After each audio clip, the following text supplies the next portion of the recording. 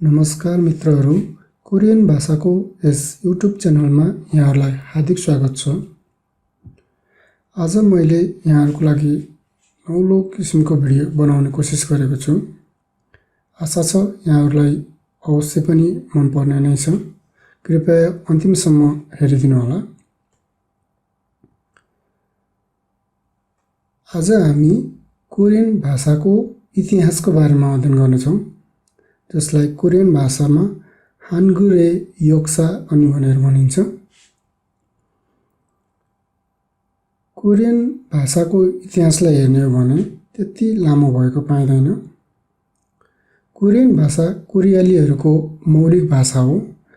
करिब 600 वर्ष अघिसम्म कोरियालीहरूले चिनिया भाषा वा लिपि हान्चाको प्रयोग गर्थे, तर विश्वमै धेरै अक्षर भएको र लेखपढ गर्न जटिल मानिने चाइनिज भाषाको प्रयोगले सर्वसाधारण जनताको दैनिकीमा असजिलो भएको महसुस गरी सन् 1443 मा तत्कालीन महाराजा सेजोङले आफ्ना जनताले सहजै बुझ्न सक्ने भाषाको विकास गर्न भाषाविदहरूलाई आदेश दिए। फलस्वरूप लामो अध्ययन अनुसन्धान पश्चात 28 वर्णको छुट्टै लिपि हुनमिनजोंगुम तयार भई सन् 1446 अक्टोबर 9 मा औपचारिक घोषणा गरे। दिएको चित्रमा कुनै महान राजा सेजोङ थेवाङको हो।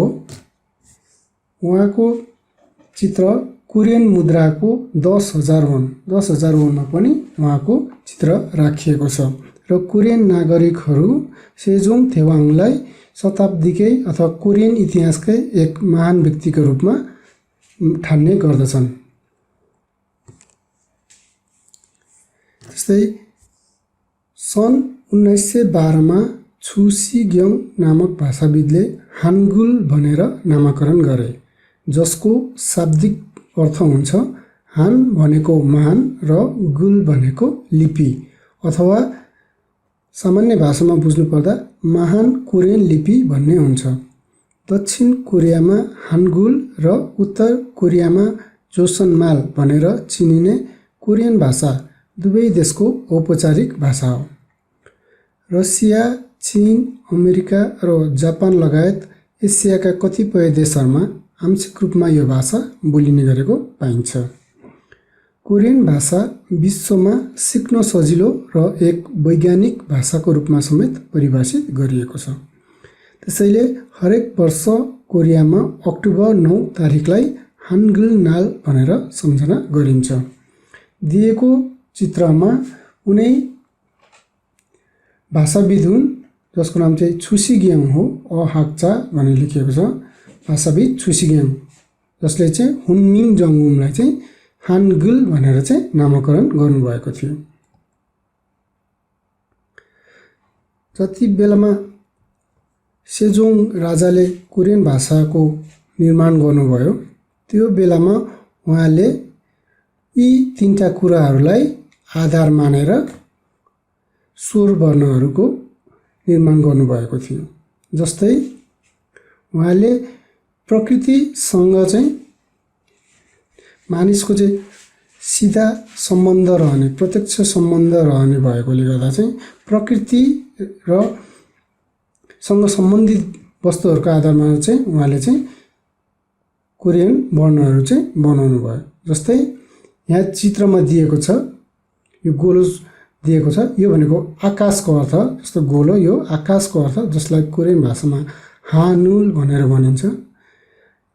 त्यस्तै यसरी एउटा ठाडो लामो यस्तो दिनुभयो, यसले चाहिँ मानिसलाई प्रतिबिम्बित गर्छ। जसरी हामी मानिस उभिन्छौँ त्यो प्रतिबिम्बित गर्छ मानिस, र जसलाई कोरियन भाषामा साराम भनेर भनिन्छ।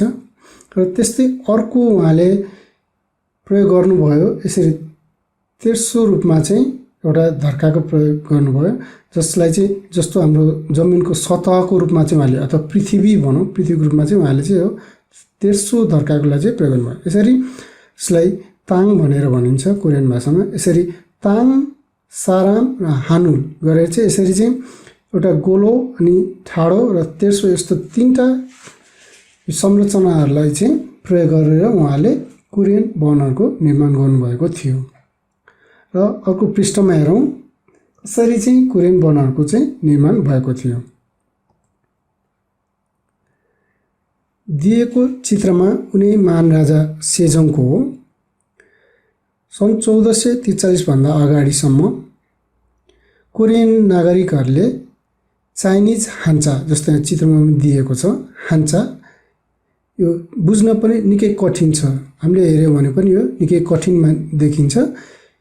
यी किसिमका भाषाको चाहिँ दैनिक जीवनयापनमा प्रयोग गर्दै आइरहेका थिए।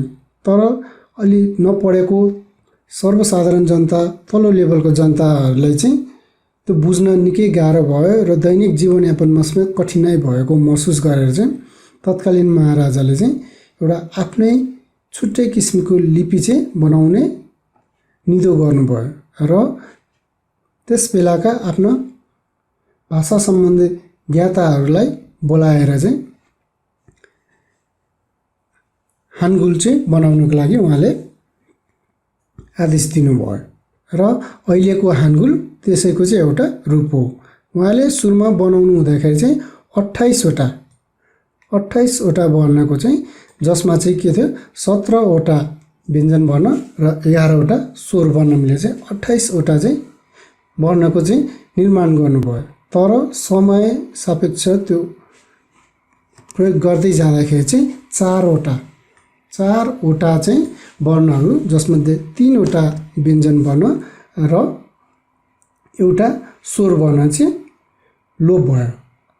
यानि कि अहिले आएर जम्मा कोरियामा 14वटा व्यञ्जन वर्ण र 10वटा स्वर वर्ण मात्रै प्रयोग गरिन्छ। यस तालिकामा हेर्नुभयो भने त्यो हुनमिङ जङ्गुमको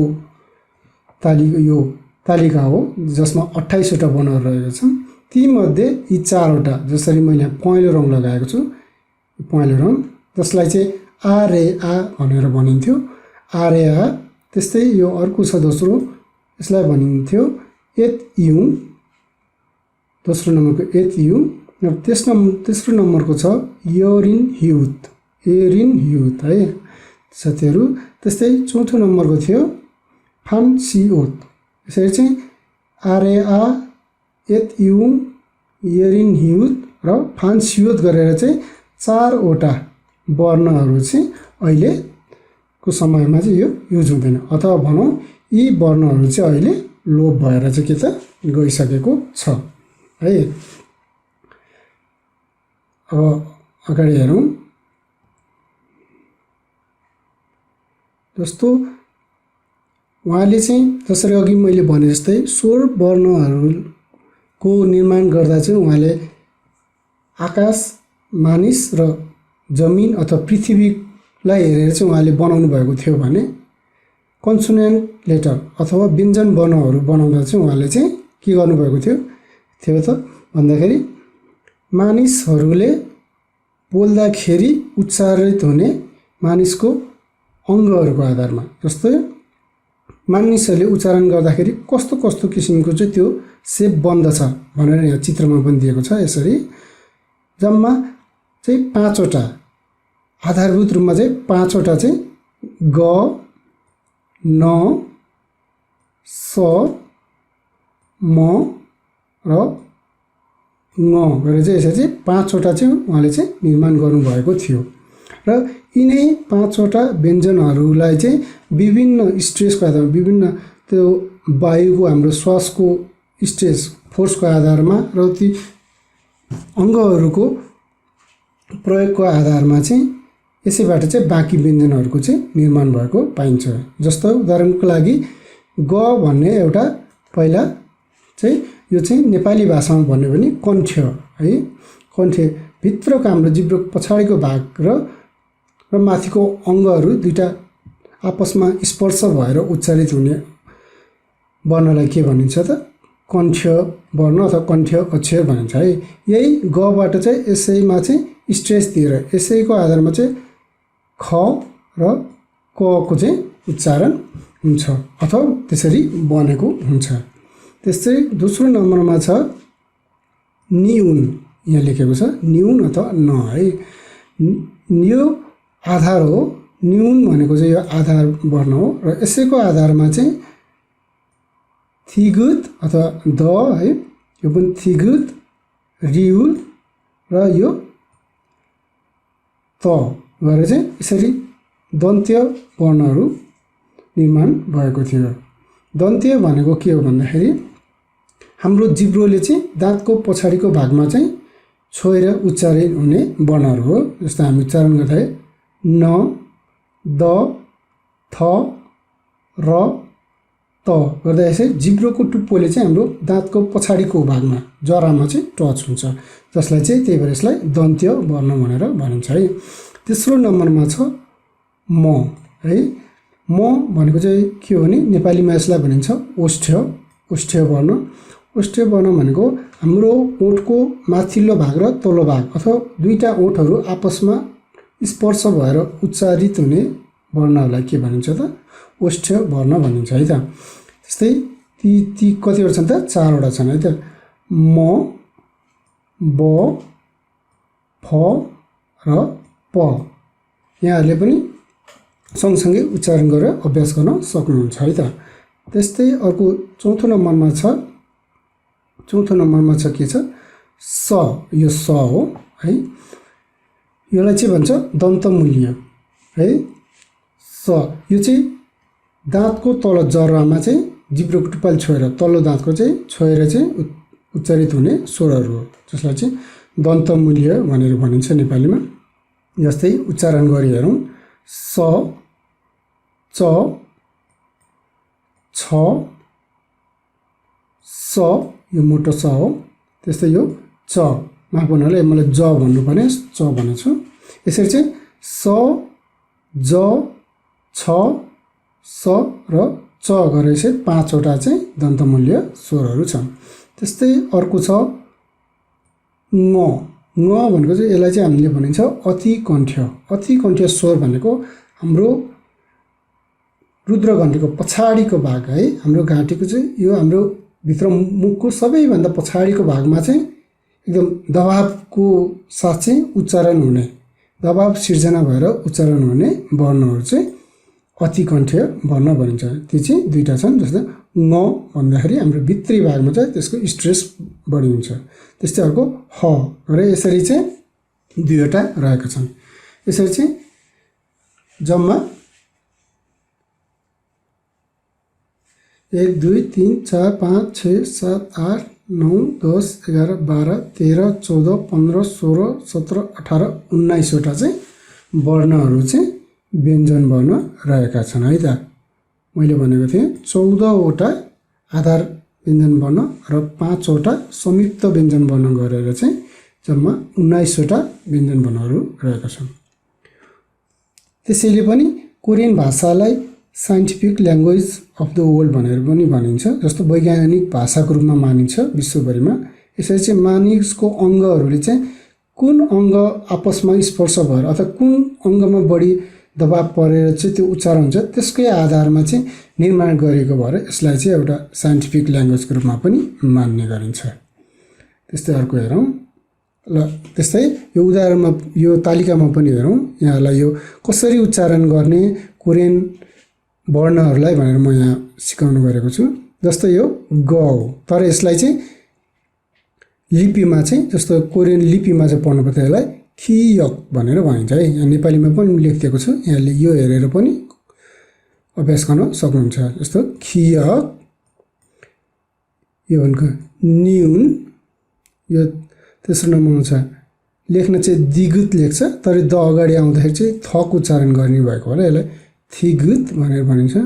त्यस्तै यो रिउल, यो म्युम, यो फियुप हुन चाहिँ बियुप हो तर उच्चारण चाहिँ फ्युप गरिन्छ। त्यस्तै छ अर्को यो सियोत है। त्यस्तै यो इयुम। जस्तो यो अगाडि आयो अथवा यो गोलो चाहिँ अगाडि आयो अथवा माथि आयो भने यो चाहिँ के छ? अको उच्चारण हुन्छ भने तल झुन्डेर आएको अवस्थामा चाहिँ यसको उच्चारण चाहिँ के हुन्छ? ङ हुन्छ। त्यही भएर यहाँ चाहिँ अ पनि लेखिएको छ, ङ पनि लेखिएको छ। बुझ्नु होला है त साथीहरू। त्यसै छ यो जिगुत चिउत लेखिन्छ तर उच्चारण चाहिँ छिउत भनिन्छ। ज चाहिँ अगाडि आउँदा छको उच्चारण गरिनु भएको भएर यो जले चाहिँ तीनटा भनेको चाहिँ प्रतिनिधित्व गर्छ। जस्तै यसले अवस्था अनुसार चको पनि प्रतिनिधित्व गर्छ, छको पनि प्रतिनिधित्व गर्छ र जको पनि प्रतिनिधित्व गर्छ। हुन चाहिँ यो ज हो तर अवस्था अनुसार च र छ पनि भन्नुपर्ने हुन्छ है। छिउत, त्यस्तै यो छ छिउत, यो चाहिँ छ हो, यो चाहिँ ओरिजिनल छ हो भने यो चाहिँ अलिकति डुप्लिकेट छ हो अथवा भनौँ यो सफ्ट छ हो भनेर यहाँले बुझ्न सक्नुहुन्छ। यो चाहिँ प्योर छ हो, यो चाहिँ अलिकति डुप्लिकेट अथवा सफ्ट किसिमको चाहिँ छ हो है। त्यस्तै छ अर्को खिउक, यो चाहिँ ख चाहिँ तल झुन्डेर आएको अवस्थामा चाहिँ क को उच्चारण अथवा कुनै अवस्थामा ग को जस्तो पनि सुनिन्छ उच्चारण गर्नुभएको र यो खिउक भनेर लेखिएको हो। त्यो सम्बन्धी हामी पछिल्लो पाठमा पढ्नेछौँ उच्चारण सम्बन्धीको अर्को भिडियोमा। त्यस्तै अर्को छ थिउत, जस्तै यो पनि प्योर थ हो, प्योर थ हो भने अर्को छ यो भनेको चाहिँ ऐ भनेको जस्तै डुप्लिकेट थ हो अथवा भनौँ यो अलि सफ्ट किसिमको थ हो है। त्यस्तै अर्को छ यो फियुप, यो पनि त्यस्तै हो, यो ओरिजिनल फ हो, यसरी लेखेको चाहिँ ओरिजिनल फ हो भने यो ब चाहिँ अवस्था अनुसार चाहिँ शब्दको अगाडि है सुरुमा आउँदाखेरि चाहिँ फ उच्चारण गर्नुपर्छ। जस्तै त्यो चाहिँ सफ्ट फ हो है। फ र बको बिचको साउन्ड चाहिँ सुनिन्छ, त्यो चाहिँ प्योर फ पनि होइन र प्योर ब पनि होइन, त्यो बिचको जस्तो साउन्ड सुनिन्छ, त्यो चाहिँ के हो त फियुप है। त्यस्तै छ अर्को हिउत है, जस्तो अगाडि आउँदा यो ह उच्चारण हुन्छ हला इकार हि, तर तल झुन्डेर आउँछ यो चाहिँ के हुन्छ तको उच्चारण हुन्छ, त अथवा दको उच्चारण हुन्छ, त्यही भएर यसलाई हिउत भनेर भनिन्छ है। यो चाहिँ त्यसलाई चाहिँ हामीले पछि फाछिम भनेर पढ्नुपर्ने हुन्छ है, फाइनल कन्सोनेन्ट भनेर। फाइनल कन्सोनेन्ट पढ्दा चाहिँ यहाँहरूलाई अझ विस्तृत ढङ्गले चाहिँ बुझाउने कोसिस गर्नेछु। यो चित्र चाहिँ सेजोङ राजाले बनाउनु भएको हुनमिन जङ्गमको चित्र हो त्यो बेलाको। जस्तो यो त्रिभुज जस्तो, यो अहिले अघि मैले भने यो लोप भइसकेको छ। त्यस्तै यो औँठी जस्तो गोलो ङमा माथि लगाएको यो लोप भइसकेको छ है। यो चाहिँ यहाँहरूलाई जानकारीको लागि चाहिँ मैले रेफरेन्सको लागि चाहिँ राखिदिएको हो। हुनमिन जङ्गमको अर्थ चाहिँ के हो भन्दाखेरि मैले अघि यहाँहरूलाई अघि पनि भनिसकेँ, यहाँ लेखेको छ Hunmin जङ्गम which literally represents human speech organs, मानव अङ्गहरू है। यो हाम्रो यो कुनै शब्द वर्ण चाहिँ उच्चारण गर्दा प्रयोग हुने मानव अङ्गहरूको चाहिँ प्रतिनिधित्व गर्ने भएकोले चाहिँ त्यसलाई चाहिँ हुनमिन जङ्गम भन्ने भयो है। त्यसको शाब्दिक अर्थ अथवा साधारण भाषामा त्यसको अर्थ चाहिँ त्यो हो है त। त्यस्तै हानगुल है, हानगुल भनेर चाहिँ जब खास त्यसको सुरुको नाम के हो त हुनमिन जङ्गम हो, तर जब सन् 1912मा अघि पनि भनिसकेको छु छुसी ग्याङ नामक भाषाविदले चाहिँ हुनमिन जङ्गमलाई चाहिँ हानगुल भनेर चाहिँ के त नाम परिवर्तन गर्नुभएको थियो, जसको अर्थ हुन्छ हान भनेको कोरिया हो अथवा हान भनेको महान भन्ने अर्थ पनि हुन्छ र गुल भनेको लिपि अथवा वर्ण है। त्यसरी कोरियन महालिपि भन्ने अर्थ हो है। लेख्दाखेरि चाहिँ यसरी चाहिँ लेखिन्छ, कसरी लेखिन्छ भनेर देखाउन खोजिएको हो।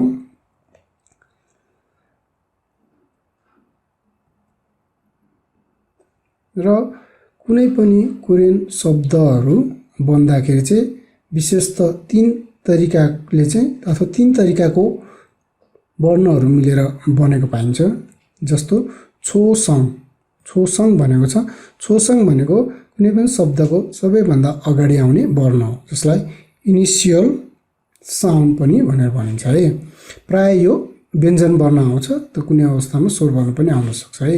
जस्तै अर्को छ छुङसङ, छुङसङ भनेको मिडियल साउन्ड अथवा बिचमा आउने वर्ण है, बिचमा आउने अक्षर। त्यस्तै अर्को छ छोङसङ, छोङसङ भनेको फाइनल साउन्ड, यो चाहिँ प्राय झुन्डिएर आउँछ है, तल झुन्डिएर आउँछ। जस्तै दिएको एउटा शब्द छ, उसमा हेर्नुहोस् यो भनेको ग हो, गलाई उकार गो र तल चाहिँ यो के हो त मिउ अथवा म हो है। गोमो लेख्दाखेरि चाहिँ गोमो, तर हामीले ग चाहिँ अगाडि आएको खण्डमा ख भनेर पढ्नुपर्ने हुन्छ। त्यही भएर यसको उच्चारण के हुन्छ त खोम भन्ने हुन्छ। खोम भनेको के हो त कोरियन भाषामा भालु हो। भालुलाई चाहिँ कोरियन भाषामा के भन्छ त खोम भन्छ है। भनेको यो ग चाहिँ के हो त, यो ग के हो छोसङ हो भने यो ओ चाहिँ के हो त ओ चाहिँ छुङसङ हो भने यो म चाहिँ के हो त छोङसङ हो। यसरी चाहिँ छोसङ छुङसङ र छोङसङ लिएर चाहिँ कुनै पनि एउटा शब्दको चाहिँ निर्माण हुन्छ है। यहाँ पनि देखिएको छ हेर्न सक्नुहुन्छ, कलर मैले छुट्टै छुट्टै गरेको छु। छोसङ छुङसङ र छोङसङ यसरी चाहिँ शब्दको निर्माण हुन्छ। ल साथीहरू, मैले आज तयार गरेको भिडियो चाहिँ यहाँसम्म हो। भिडियो हेरिदिनु भएको लागि धन्यवाद। र यहाँहरूलाई कस्तो लागिरहेको छ भिडियो, कुनै कमी कमजोरी भए सल्लाह सुझाव दिनु अनुरोध गर्दछु। र मन पर्यो भने आफ्नो साथीभाइहरूलाई पनि सेयर गरिदिनु अनुरोध गर्दछु। भिडियो हेरिदिनु भएको लागि धन्यवाद। फेरि अर्को भिडियोमा भेट्नेछौँ। हस्त, धन्यवाद।